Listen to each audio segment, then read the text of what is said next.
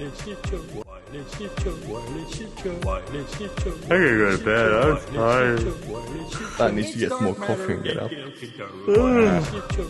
Good luck with your day. I hope everything goes amazing.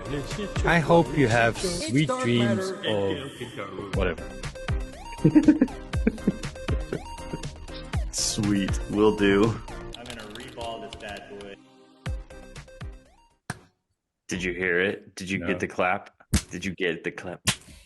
What's up, everybody? What is it? What's happening? What is going on right now? Where are we? Are we in the future? Are we in AI right now? Is this an AI screen? I feel a disturbance in the force. I feel. It's the wireless shit. It's the wireless shit show. Welcome, everybody. Hey, yo. We have a rare it's occasion good to have you back. Iceman in his true evil lair dark mode. Coming from Blood's basement. Turns out even the Shadow King of Scotland can't pay the electricity bills, and they cut his power, so that's why he's all in dark. Running on battery, man. And coffee. And Celsius, but yeah. It's not my wake up time, it's my bedtime, so I should probably not do that. Everybody, heads up. Dark Matter is extremely sleepy. He was about to fall asleep prior to the stream. Iceman just woke up. I have a headache. This is going to be a true shit show. We're so sorry for you. In true shit show fashion, we're bringing you the best. We're bringing you the best shit show that we could possibly give you. The damn A game coming up now. We are bringing you the lowest of the low of tech podcasting. Yeah. I don't think there's anybody lower than our shit show.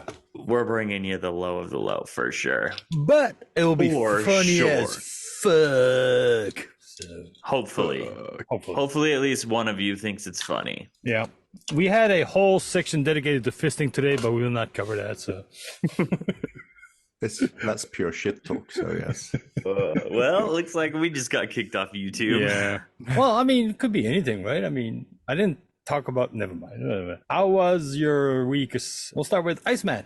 Iceman. Well, Iceman is tired as fuck. I don't know. Do you know the concept the zone? I've never heard of that before. Say it again. All right.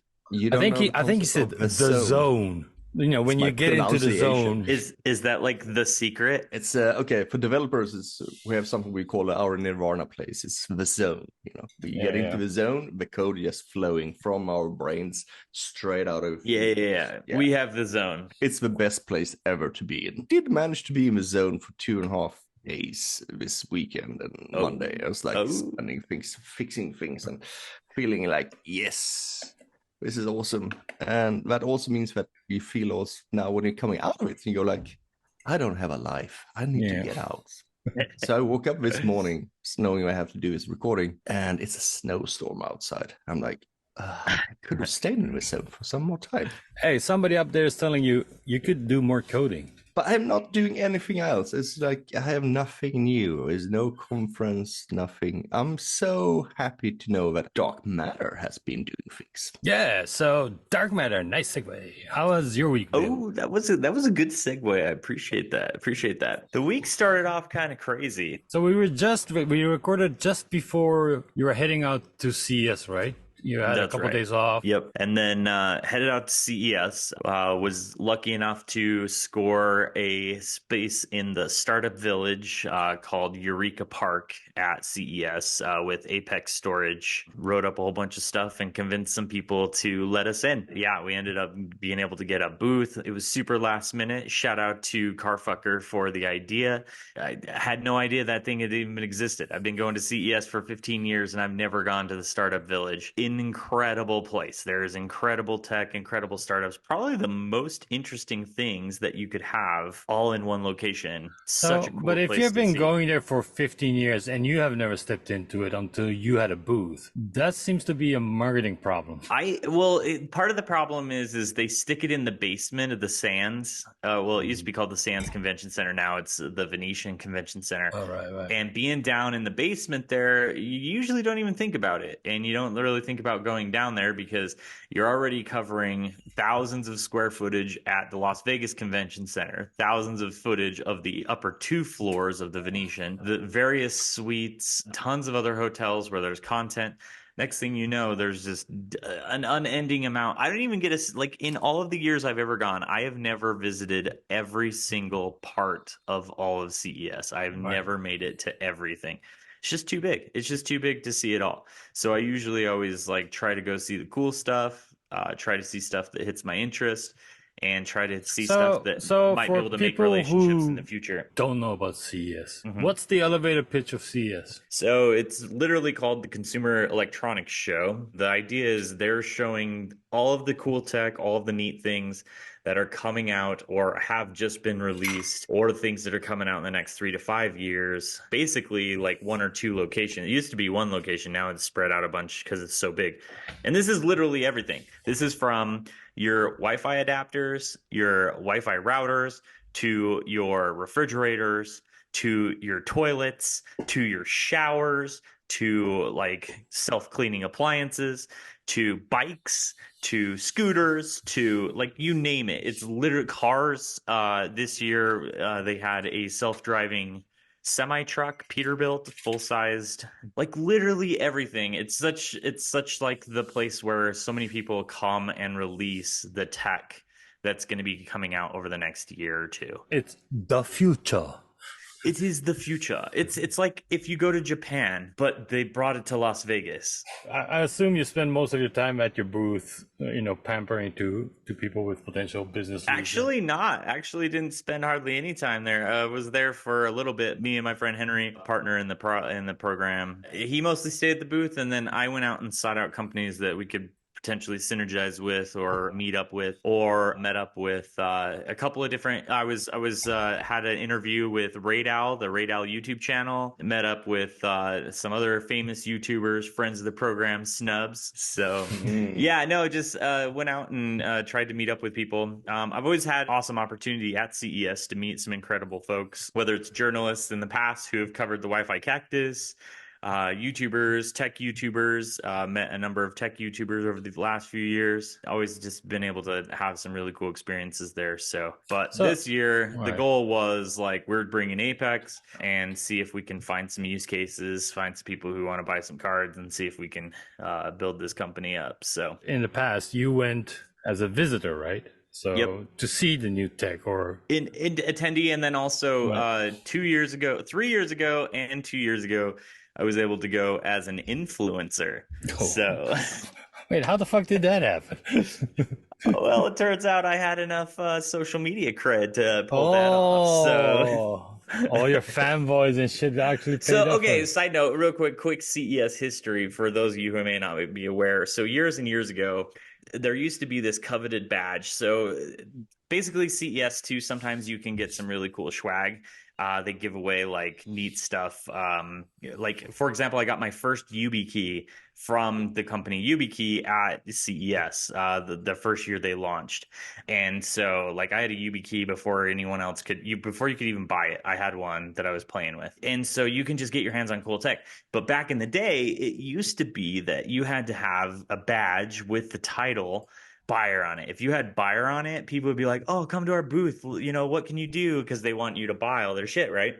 And then now what happened in the last, I'd say like 6 years, is the badge that they all care about is the media badge. If you can get a media badge, press, or influencer badge, that's who they want to bring to your path. Because it's like you come with a buyer, they're like, we don't care. We don't care that you can buy our product. What we want you to do is we want you to write articles. That's how I got YubiKeys. I've gotten like mouses. I've gotten mouse pads. I've gotten like, I don't know, just insane types of stuff. I've gotten a video capture card there. I've gotten like crazy stuff. So press passes are the way to go to CES. That's how you get invited. Oh, and they give you lunch, and they have like special meetups. Actually, there was a booth.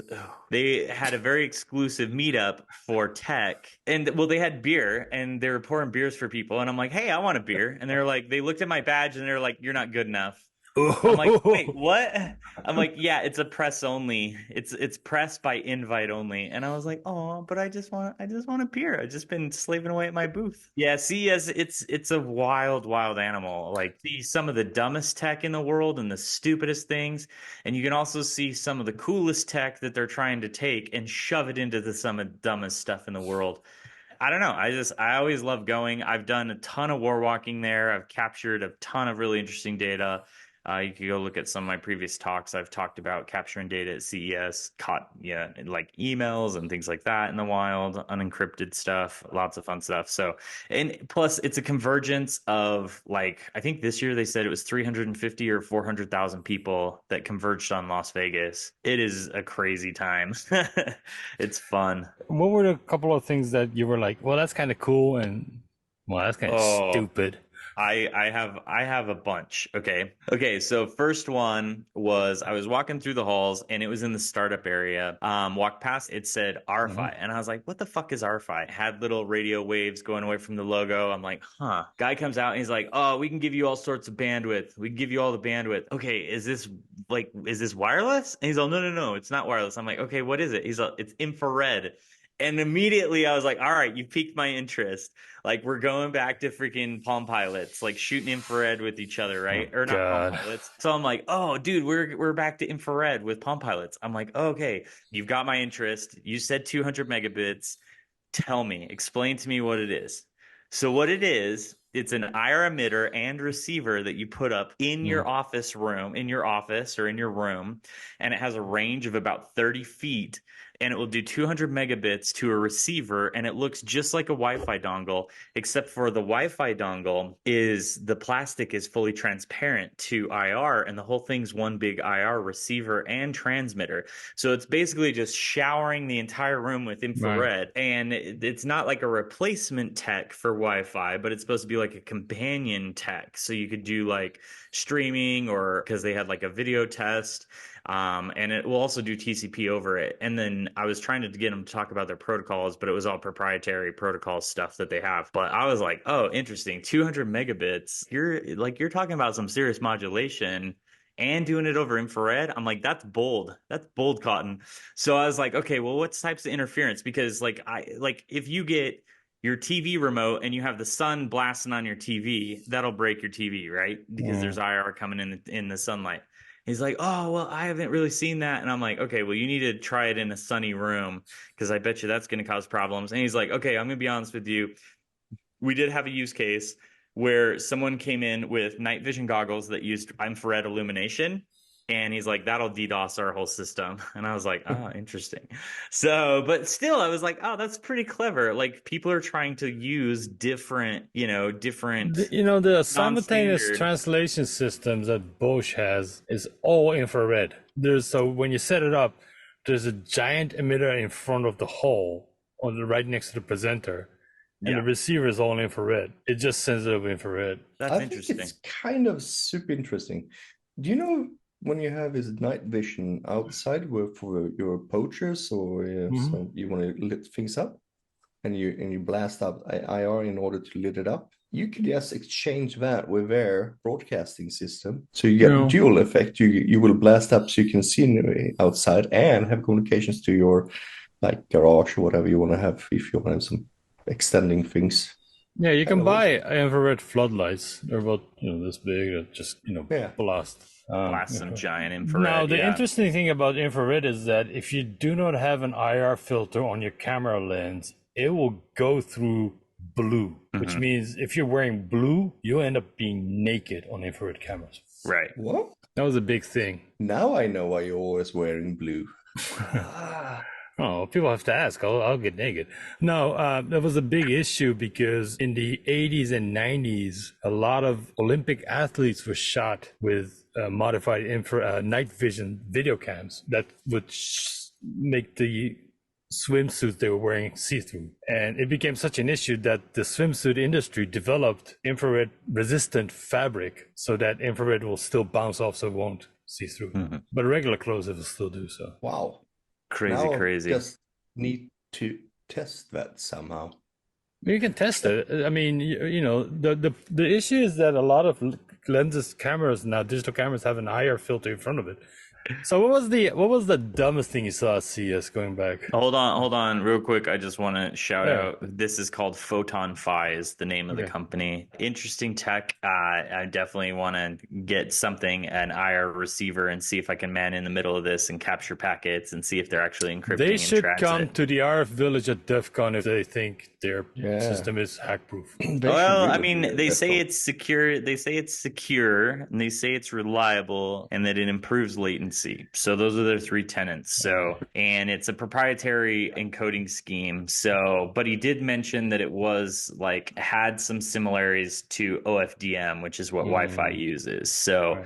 but obviously they're using infrared, and to be able to get 200 megabits per second of transfer, you're doing some interesting encoding. So because most most infrared transmitters stuff that I've seen is pretty low bit rate. So pretty cool stuff. Definitely interested. All right, so now the dumbest stuff that I've seen. Well, there was two dumb things. So there was a booth near our booth. It was called AI Life, and it was I don't even know, like it was basically kind of like a robot mannequin that was like kind of prototyped, had like a motor that moved the face, a tablet, and you'd walk up to the tablet and talk to the tablet, and then it would like identify you, but it also had cameras inside of the robot looking thing, and the robot was supposed to do things. I don't know how many times, but I swear it was at least 30 times that it played the same Adele song over and over again. And like before, like big Adele fan, like I would love to hear some Adele, no big deal. Now I like cringe at hearing the sound of Adele because it was this AI robot, allegedly AI robot, that started just singing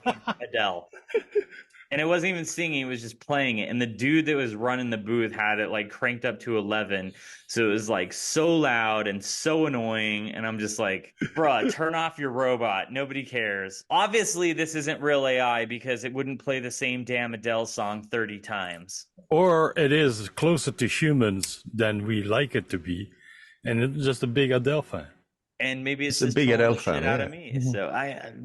So all right, there was that. And then the absolute dumbest thing that I saw that I ran across, AI backpack. So guess what this AI backpack does? I don't know. It tells you if your homework is in your backpack or not. Tells you It how doesn't do heavy that. it Nope. is. Nope, it doesn't tell you that either. It doesn't tell you any of those things. So you know at the malls, have you guys ever been to the malls and you see those backpacks that basically have really awesome LED arrays on them and you can Oh put pictures the on panel, it? yeah. Do you remember? I think Medic had one. Medic made one and created a Wi-Fi hotspot, and you could like log in. You could put your own image on it. Like if you could log in, you could put your own thing. You could paint on it, etc. So it's basically one of those, right? But it was an AI backpack, so it had AI built in. So the AI was you could talk to it, and then it may or may not generate a picture based on you talking to the to it to generate the picture. That was it.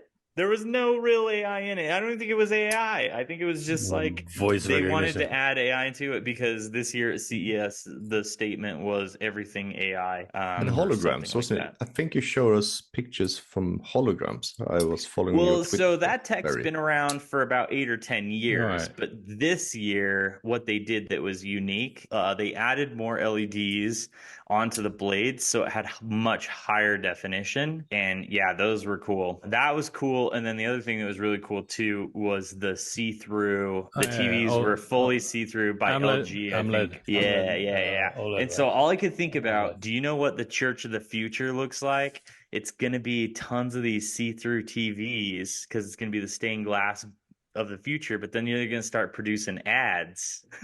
I'm like, dude, we are like one step away from, I don't know, what was it, Blade Runner? No, Minority Report, where the ad just follows you all the... Yeah, like we're so close to all of those. Oh, also the SK Hynix. I think of them SK Hynix because that's the memory, but there's like a bigger electronics company called SK. SK had like an actual theme park going on inside of there. They had the little train you could ride around the event, fully immersive thing that was suspended by the ceiling, and then it was like a ride with wraparound screen. And then they also had a mini sphere, like the sphere that's in Vegas. Oh no, I saw that, the orange. Yeah, it was dope. It looked really good. Yeah, I mean, this CES was intense. See anything way cool in our domain, RFID? Wireless. I mean, there's So an infrared one, but yeah. Well, I have another one Satellites. down that same alley, and so this one was I don't remember what they were called. Let me see if I can find a picture of it real quick. Their idea is to use your own body's capacitance as a transportation network. So then you couple all of your devices to that network, and then you have a personal area. Like there's been personal area network. The PAN has been put out there before, but this is based off of physical proximity. So then your devices are then coupled to your capacitance and then be able to send signals to other devices. So they had on display like a haptic watch that you could wear on both hands. And then it would like measure, like, for example, step counter, things like that. And then they could intercommunicate to each other from each arm. And then they had that going to glasses that had camera in them full, and then have that all going to your cell phone. And so it wasn't using any wireless. It was literally just coupling to the capacitance in your body. I sat there and talked to him for like 30 minutes on like the physics of how it works, how you could man in the middle. And you like would have to walk up, touch a thing to someone to be able to man in the middle. It would get rather weird if you start trying to hack into that network. That was a pretty clever, pretty cool idea. I don't know if there's any voodoo going on in the background. They did have waveforms and diagrams and things of the actual things that were happening. in the end, they're gonna sell. They're gonna sell you crystals. Right? We got to get your energy better. Your energy's down a little bit. Your energy is dirty. To clean up your energy. Yeah, we need to filter your energy. Did you get a chance to go to the bitch slapping for the 8812 series? I didn't, but I went to the TP-Link booth and tried to lay some smack down with those guys. It turns out I ran into their wireless security engineer who happened to just be at their booth, and he's like, you know what's never going to be broken? WPA3. And I was like, oh, that's cute, because Dragon Blood, well, that's hypothetical. Nobody's actually ever really implemented that in the wild and blah, blah, blah. And I was like, okay, awesome, because he was talking about their company is actually looking at disabling WPA2 and WPA, like previous WPAs, all newer devices. So they're going to stop because they want to like focus on full security. So they're starting to eliminate legacy support.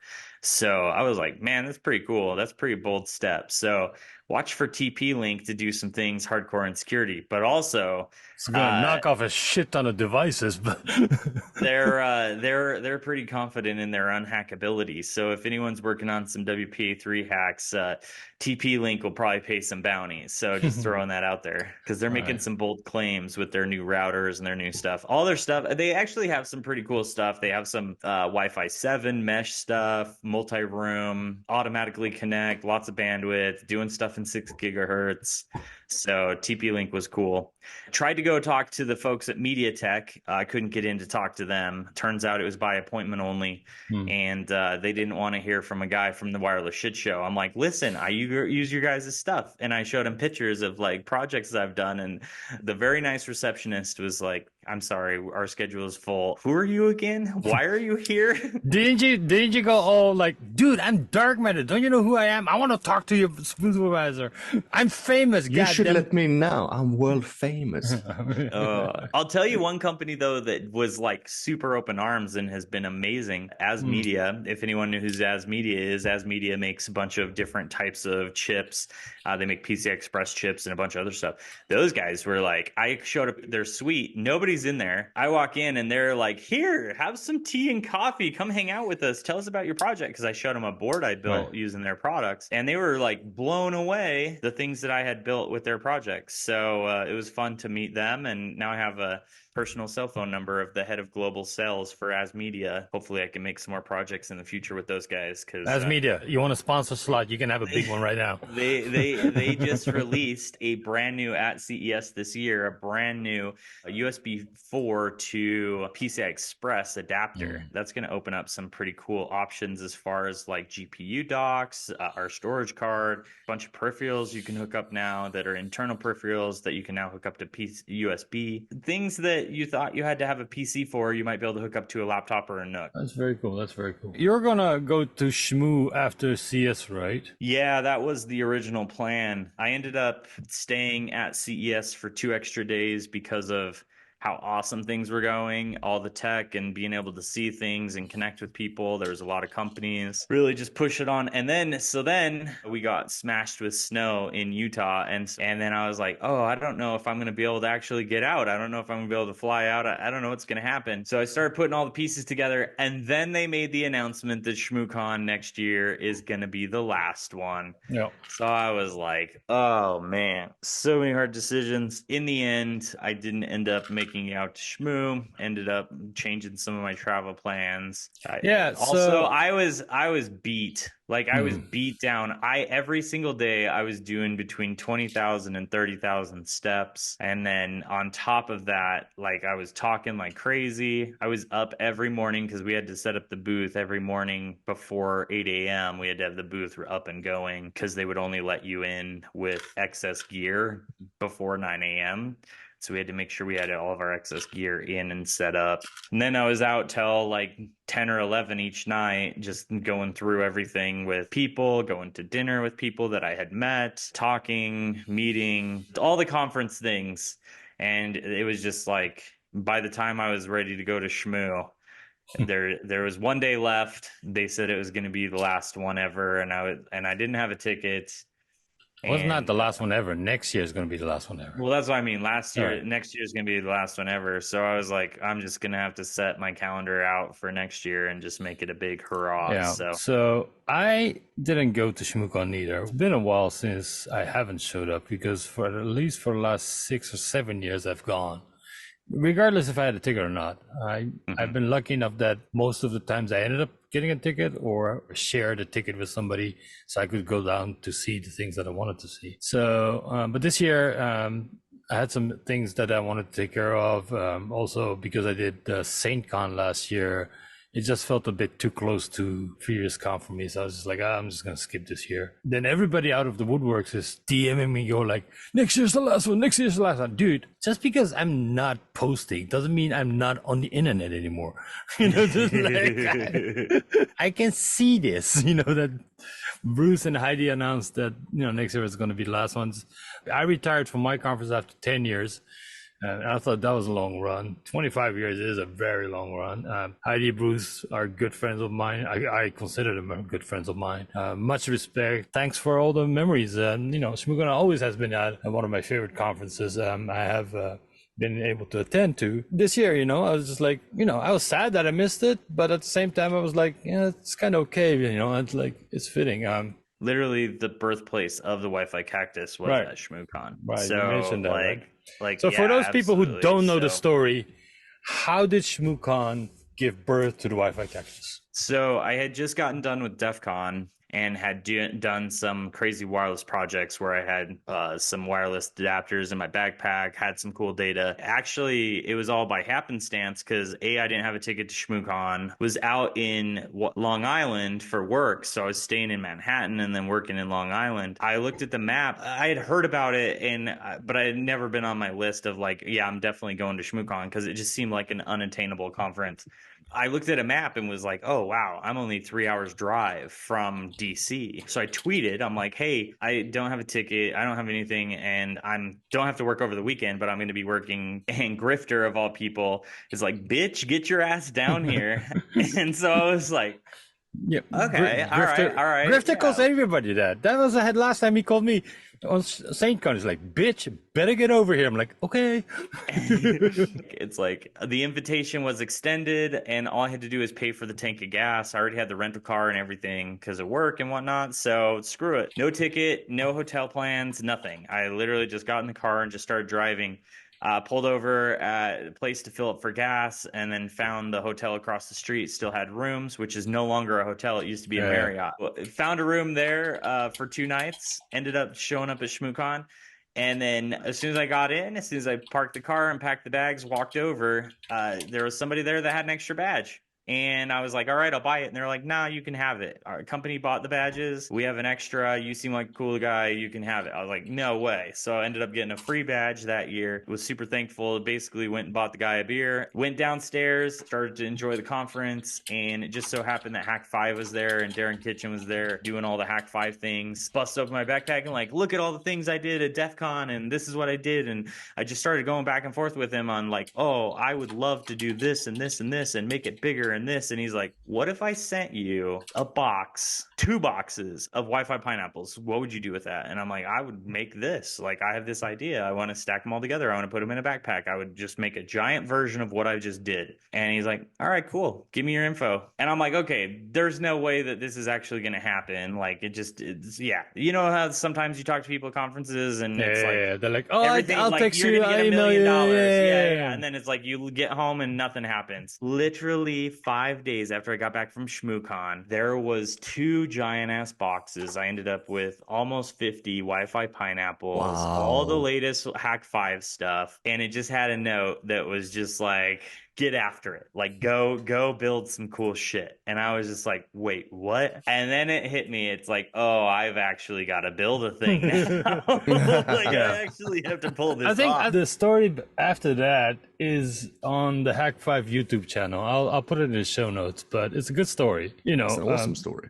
I mean, everybody knows the Wi-Fi Cactus, but not everybody knows that isn't like a standalone project. It's built on previous projects, right? The Cactus itself is a one-trick pony, but it has given birth to... You're a one-trick pony.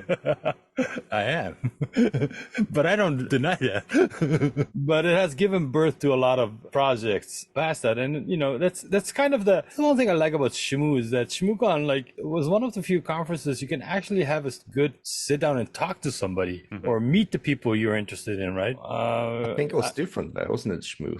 Shmoo has the lobby up there, the bar. Yeah, I mean, the way it's structured, go from the hotel lobby, past the bars, past the restaurants, down to the conference. I mean, you end up bumping into everybody, right? I mean, and I had some great conversations around like 4 o'clock in the morning. Somebody will bring up something, or, you know, I mean, I remember, I think it was Woody's first Shmoocon, and I'm sitting in the lobby, and there's a bunch of other people, like Highways was there, I think Grifter was there, and like a bunch of other people were sitting around, and Woody comes in sweating in just a t-shirt and jeans. I'm like, dude, it's fucking cold out there. Why are you sweating? He's like, oh, I've been, you know, and Woody's like, oh, you know, like, oh, he's like, yeah, oh, I've been running around guitar. I was just trying to find a beer. All the stores are closed. I'm like, Woody, there's a fucking conference going on. Why didn't you ask somebody? He's like, well, I don't know any of these people. It's like, so I turn around like, yo, anybody got a beer for Woody? And everybody's like, yeah. And then Woody just goes around collecting these beers. Or 3 o'clock at night, somebody orders like 40 pizzas. And suddenly that whole counter is full of pizzas, you know? Someone found Krispy Kremes and White Castle. The craziest story, or one of the craziest stories, is that I think Redacted was holding court at the lobby all throughout Shmoocon, and people were just coming in and coming and go. And I think it was Pollock and some other people were sitting around. We kept running out of alcohol, so they would do a booze shop run every time they went, because the cheap stuff was all gone. They ended up buying more expensive alcohol that was left. So they kept buying this, and I think at the end Pollock ended up like with like a Doers jersey or something, because the guy at the shop was like, here, have these gifts, and like start giving him swag. And got all these weird t-shirts and like jackets and glasses, and you know, we were holding court. There was one time, I don't know if I should name them. Probably not. No, probably not. There was one time a friend of mine and I were hanging out right next to the elevator. There used to be this big kiosk. I don't know if it was still there last year or not. We kept popping the shell on that. We kept it's still there. Yeah, the screen. And then a friend of ours would just draw art on it. And the security guard would come in, reset the device, and then go back, and then we'll pop a shell again. He would draw again. And this turned into this big cat and mouse chase game of us just like, we had like people stationed around the corner going, yeah, just signaling when the security guard was coming in. At the end, they just kind of unplugged it and turned it off and just left it there. But yeah, there's a lot of shenanigans going on pre-COVID. Isn't it always fire on Shmoocon? Yeah, there's also the Saturday night fire alarm. Every year it has been. Yeah, I have fond memories. I mean, I made a lot of good friends. I just like You know, one Shmoocon. thing pre-COVID that I Yeah. missed that went away with COVID was the huge dance party on Saturday night. Yeah. That was always really fun. Like, it didn't matter if you were going to actually dance, but like by far there was like a ton of people on the dance floor. There's a ton of people socializing around the peripheral. It wasn't just like probably the extreme is like the black hat parties, right? Like you get the black hat parties, it's just loud, obnoxious music. Sometimes it's good DJs, sometimes it's not. You can't talk with anyone. And then at Shmoocon, it was like there was a place for people to dance. There's plenty of space for that, but there's also plenty of space for people to just chill and hang out around the outside. When they did away with that, and then they turned it into like game nights, and which those were all cool. But man, those dance parties, I had some great nights on those dance parties, man. It was fun. You like to And dance, they so always had like Sec Barbie was DJing, and like, you know, all the homies were DJing. So yeah. it was dope. So I'm sad that it's definitely gonna a be. sad. Yeah, but at the same time, I also feel for Heidi and Bruce. I mean, running it for 25 years, it's not like this could be handed off to somebody and say, "Hey, go run Shmoo." How many times have you been to Shmoo, Iceman? I have only been once. Ah, was that on last the year? Beginning of this last year, yeah. Oh, yeah. And I was like you said, it's too many conferences last year. So I was like, I don't want to go. I never regret things in my life in that sense. The last 10 years, I don't regret my decisions. But this was one of those rare moments where, like, I saw the shit on Twitter about this last show next year. I'm like, fuck, this was a bad decision. But it is what it is. But yeah, I would have gone. I like Shmoo. Shmoo's smaller. I like the idea that it's everybody's in the same hotel. Everybody's in the lobby, and actually it's very much social. Yeah. In DEF CON and Black Hat and other ones, it's everybody's everywhere. It's different from Saint Con as well. And I mean, Washington is kind of an interesting place to be at because of, you know, history. Shmoocon is also the birthplace of Kentaro's birthday of every HackerCon, pranked by Clay and the Veeks. So I was eating dinner one year. Eddie was there. I think Monkey was there. There's a bunch of other people. You know, my friends were there. They're like, "Oh, Kentaro, we gotta go to the lobby. We gotta meet this person." I'm like, "What the fuck, man? I'm eating. I'm sitting down, having a good meal. I don't want to go." It's like, "No, we gotta go. We gotta go." I go there. Fucking Clay had like dressed up the whole lobby with balloons and ducks. And there were other people too that were not at the conference. You know, there were normies, you know. And then Clay comes out with this like massive tray of cupcakes singing happy birthday. And I'm like, "It's not my fucking birthday." And then Bat comes here, is like, here's your birthday. We got your birthday gift. Now here's where it gets fucked up. Web Jedi got a tattoo because they had to go she went to the tattoo parlor to get this hoodie for my birthday party, not birthday party, and ended up getting a tattoo. And I'm like, you are way too committed for this thing. You know, it's like, so then people come up to me like, "Oh, is it reverse?" Like, "No, it's not my fucking birthday." And like, you know, and then that's how it all started. I think but that's a sign, right? About the greatness of Shmoocon, right? I mean, anybody who's gone there for a couple of years, they all have a story like that where they can go, "Oh yeah, you know, I met this person here and we talked about it and it just ballooned into this and that." And if I look at it, if I remember my first Shmoo coming as an outsider, not knowing people, because it's a very American conference, you know, everybody in America, everyone who's anyone in hacker communities is at Shmoo, I realized. Well, Dark Matter is so. Yeah, exactly. You and Dark Matter was there. When I got there, I realized that I actually could talk to all of these people that I wanted to talk to because they were approachable and reachable and in a social environment where they were more relaxed. When you meet all these people or see these people, I have a talk, like DEF CON Black Hat, they're really psyched for that. Yeah. Or like you guys are working for the NOC, they're either like doing the CTFs or whatever, they're really, really, you know, busy, and there's so many people who want to meet them. So you have a very rare chance of meeting up with people on different conferences. At Shmoo, you really got the time to, you know, just sit and socialize with many of those people. I like that, and So yeah, I have a very fond minute. My one time is a fond memory of it. Hey, but I think that shows the uniqueness of Shmoo, right? There was one year, Mike, remember that year we were sitting at that bar and this kid comes up to me and goes, "Hey, are you Kentaro? I follow you on Twitter." I'm like, "Yeah." And Mike is giving me shit. I'm like, "Oh, you're internet famous. You're a fucking rock star." I'm like, no, hold on. right? So I turned to the kid and go, "Hey, you know the Wi-Fi Cactus?" He goes, "Yeah, I love dark matter, man. That guy is awesome." I point at Mike, is like, "That's the guy. He just doesn't have it on." The kid just jumps up and goes, "Oh my god, oh my god!" I'm like, so I'm going like, "You're the fucking rock star," you know.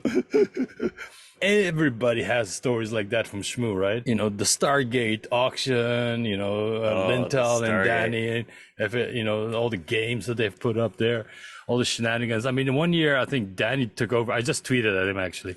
Tweeted at Danny saying, "Hey, next year, Shmoo, last year, you want to do 72-hour streaming live event from this lobby?" So we'll see how it goes. Yeah, one year they had the whole studio set up there. You, Mike, and I, you know, we had a chance to get interviewed by them. And the hotel puts up with us, you know, like you know, for the shenanigans that we pull, they have been very very reasonable about that. So the reason why Rip It became our energy drink mascot is exactly because of Shmoo too. Like I see her in that one year, I'm sitting at the Wireless Village, comes in, and you know, we're talking about energy drinks. It's like, "Hey, Kentari, have you ever had Rip It?" I'm like, I look at it, and there's this can that is like, you know, has like the American flag with a soldier on it, and I'm like, "Dude, this is like Merca fuck yeah in a can." And he goes, "Yeah." So I'm just like, I take it and I'm like, "Oh my God, this is, even it tastes like Merca fuck yeah." I see her and it's just like, "Yep." Then it became a thing. Reika showed up at DEF CON with a cooler box. I gave Singe one. Singe is like, "It's not good." I'm like, "It's not the point, Singe. It's one of those things you got to experience." Right. He's like, "My tongue is burning." I'm like, "Yeah." You know, a lot of shenanigans, a lot of stories. Have started at Shmoo, I think, you know, and 25 years is commendable. I don't want it to be a sad note. I think we should celebrate. I'm more interested in the next year. It's going to be a hell to get tickets. It already is. It's always hell. I know. It's been hell since the beginning of time. With that said, I want ticket already. I'm just saying that the wireless shit show love to be broadcasting and stuff live at Shmoocon last year, you know, going up with a boom. It's going to be the secret. Here's the secret. Here's the secret to Shmoo. And it was the only year that I have ever had a guaranteed ticket to Shmoocon. And I've gone 7 times. This would have been my 8th year going. Here's the only guaranteed year that I've ever had a ticket.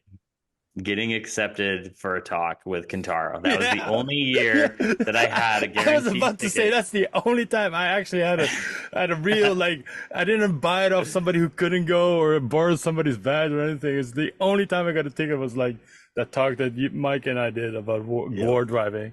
Again, which was awesome that they allowed us to come do that talk and the shenanigans that we did. I just have so much appreciation for Heidi and Bruce and freaking Shmoocon, the Shmoo group, and all the people for the opportunities that has afforded me. Like it's legit made my career. I don't think it's a sad moment. I think we should celebrate the last 25 years. You know, what Shmoo allowed us to become good friends. You know, without many people, brought a lot of people together, gave birth to a lot of interesting stories, I think. Totally. You know, I think that's got a lot of stories of friendships, a lot of hacker projects like we talk about. And I think it also solidify networking in a different level. And it's always good memories. It's a good party as well. And it's always funny because there are people who I met who I'll see at Shmoo, but not see in Vegas. Because I know some people don't go to Vegas. You know, it's the same with SaintCon. You know, there's people I met at SaintCon that never been to Vegas, and I understand. You know, we're gonna have to find a new reason to see those people who will never come to Vegas. What will take the place of Shmoocon? I don't think anything will take the place of Shmoocon. That's a great question. I mean, that location was so perfect, but at the same time, if you were to start something there, it wouldn't be the same, I think. There's a lot about conferences that are the people, right? The people and who they bring in. And this is going to create a void, and something's going to fill that void. It always does. Something about DerbyCon was the same thing, wasn't it? Also. Yeah. A lot of people were sad that DerbyCon ended. You know, here's the thing. A lot of people, if you get involved in organizing a conference, you realize how much time it actually takes, right? I think pre-COVID, we saw an era where there was a conference almost every weekend. And I'm sitting there, there's no way there's that much content. There's no way there's that much people organizing good quality conferences. And then COVID happened and a lot of these conferences went away. And for good or bad, I mean, that's just the way it is, I think. I mean, but if you want to do a solid conference, you know, starting a conference is relatively easy. compared to keeping it going. 25 years is a very long time. And That's a long. considering DEF CON will be 32, 31, right? Well, and then not only that, it just wasn't just keeping it going. It's like maintaining like a level of, the high quality that it was, the speaker selection, the content. And then not only that, one of the biggest things that was a subtle awesomeness that I always loved about Shmoo is the swag. Their number one rule was if you're a vendor, you have to be bringing something of value to our attendees. You can't just come here and set up and do something dumb. Like, you legit have to do something that adds value to the attendees, whether that's a CTF, whether that's something that you're adding to the package, that's the gift bag that Shmoo, like, I've had cool cable organizers that I've gotten that I still use to this day from Shmoo. Notebooks, like I have this really cool handwritten notebook that's like a leather bound notebook. It was like a vendor thing that I can't even see the logo on it, but it's such a dope, nice thing that they provided. One year there was like a hangover kit by one of the groups. Yeah, it had their logo on the front, but like all the stuff inside was amazing, like aspirins and it's just stuff to deal with a hangover, I think the talk selection is very unique in a way that it isn't all infosec, and it's also not all dropping 0 days and talking about policy, right? Russ the Fed had a year where he talked about rebuilding a teletype and then allowing it to tweet. Right. Yeah, that was cool. That was really cool. I love the book swap that Bad started with Stevens and allowed me to help them out. There's a lot of little pieces of that conference that I really enjoyed. I'll miss it for sure, but at the same time, it is what it is. So congratulations, I would say. Yeah, absolutely. That's a huge success to be able to get to where they've gotten. Yeah. But next year, we're all going to show up. The three of us are going to work on a CFP. We'll do something like hack access cards using the Wi-Fi Cactus and long-range lasers with a Proxmark or something. Or with an Orinoco Gold. Yeah. Or how to replicate the Flipper Zero with a Proxmark or something. How to add the C1101 onto the Proxmark so then your Proxmark becomes a Flipper Zero. And control it with infrared. Yes. Over long range. All frequencies device. I think people call that an SDR. Yeah. But it's going to be with apps, and a nice logo. Couple shout outs. Toothpaste. Number 4, I think, on the Wiggle stats right now. Yeah. Oh, we're switching over to the Wiggle world. Bartek. There is some competition brewing. Competition brewing in the leaderboards. Yeah, he's throwing down the challenge from February 1st to the 29th for the total of the month. Get your rigs ready. We'll see. February is going to be a challenge throwdown by Toothpaste. I think he's Bartekski on the Twitters. I just tweeted out from the Wireless Shit Show Twitter to Danny to offer or to suggest we do a 72-hour live broadcasting from the lobby of Shmoocon next year. If you want to see that, intense. RT that. The other thing, Cold Brew. He got laid off during Shmoocon or after Shmoocon. So somebody looking for a good DevOps, hit him up. Strathus Accessories is taking off again. So go check that out. That's it for this show, I guess. And stay safe. Stay legal. It's another show in the box. Yeah. Comment on your favorite Shmoocon personal stories down below on the comments. Absolutely. Let us know. Thanks, everybody. Thanks, everyone. Bye.